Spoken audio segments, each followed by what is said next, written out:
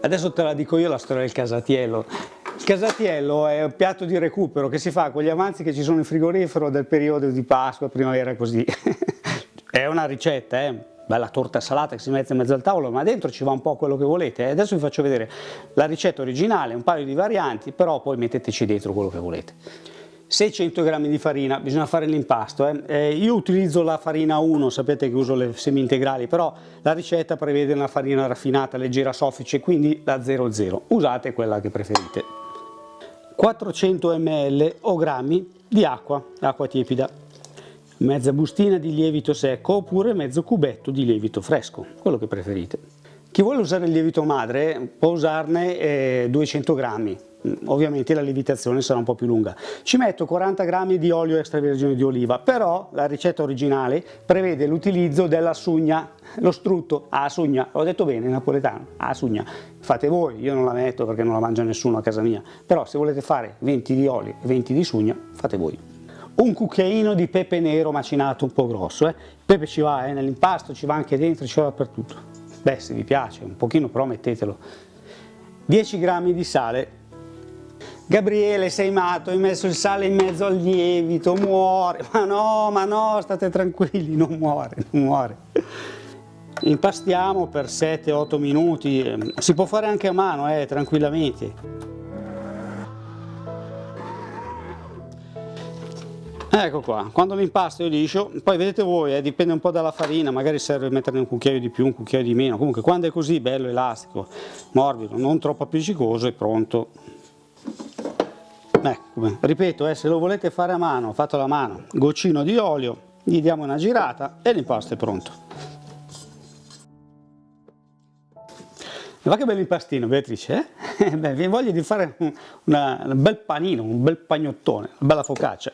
Lo lasciamo qui, temperatura ambiente, insomma, a lievitare, deve raddoppiare. Estate, inverno, dipende, ci vuole un'ora, 2 ore, 3 ore, di solito 1 ora e mezza è raddoppiato.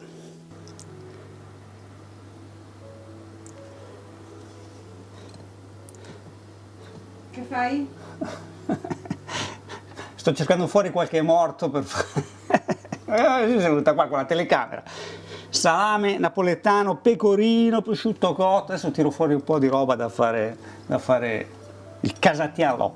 Yamaya. Allora, ho recuperato la parola giusta, perché devono essere cose di recupero. Comunque la tradizione dice pecorino, formaggio a pasta dura, non usate roba a pasta molla. Poi ci ho messo un pezzo di, non lo so, recupero, pasta dura comunque, pezzettino di salame napoletano bello sodo, pezzettino di prosciutto cotto, poi a Napoli ci mettono anche il cicoli, mi sembra che si chiami, insomma salumi tradizionali, ma scrivete nei commenti cosa ci mettete voi dentro, così almeno lo vediamo. Ci mettono anche l'uovo sodo, ci mettono un po' dentro quello che c'è, comunque l'importante è il pecorino e il salame, sono essenziali, mortadella, ma ci mettono dentro di tutto. Serviranno anche 4 uova crude di gallina felicissima, queste sono senza timbro, sono fatte in casa, ho assistito al parto, queste qua, giuro, che dopo servono da mettere sopra, dopo vi faccio vedere. Tagliamo tutto a cubetti di circa mezzo centimetro, ecco 1 centimetro, non di più.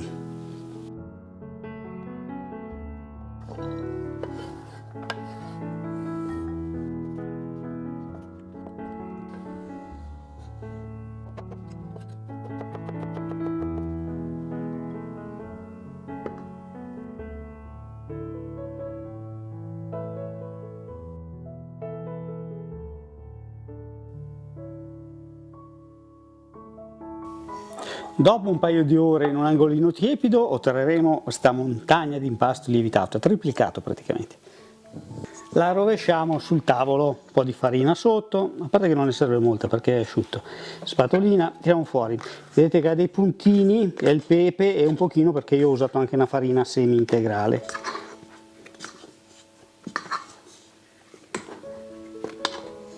Ricordatevi di tagliare via un pezzettino che ci serve dopo. Fate una pallina, la tenete da parte.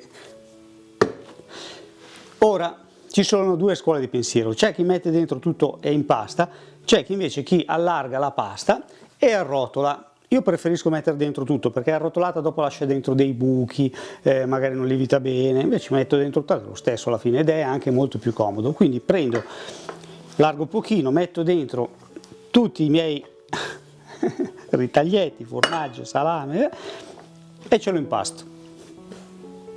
Ecco, io ho messo tantissimo ripieno, se ne può mettere anche un po' di meno. Adesso cerchiamo di arrotolarlo un po', di allungarlo, di fare una specie di salamone. È facile, basta arrotolarlo un po', schiacciare un po', lui si allunga. Serve un ciambellone per farlo. A Napoli lo usano anche più grosso di così, esagerati i napoletani, in alluminio, più alto, però io ho questi, ho questo oppure questo qua. Qui non ci sta, si vede, uso questo qua, che comunque è bello, c'ha un suo perché. Bisogna metterci sotto un po' di olio, o di sugna, se avete la sugna. Io ho detto che non la uso e perciò non la uso. E gli prendete un attimino le misure, così a occhio, a parte che si può regolare anche dentro nella ciambelliera, e ce lo mettiamo dentro e gli diamo una regolata.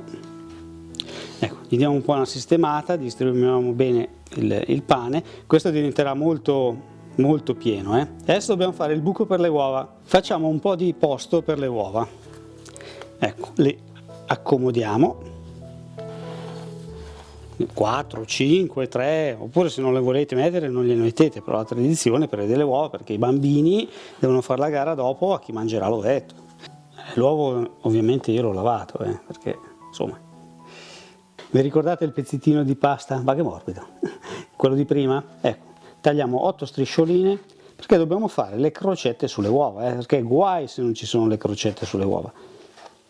E si fa così, si incrociano sopra le uova.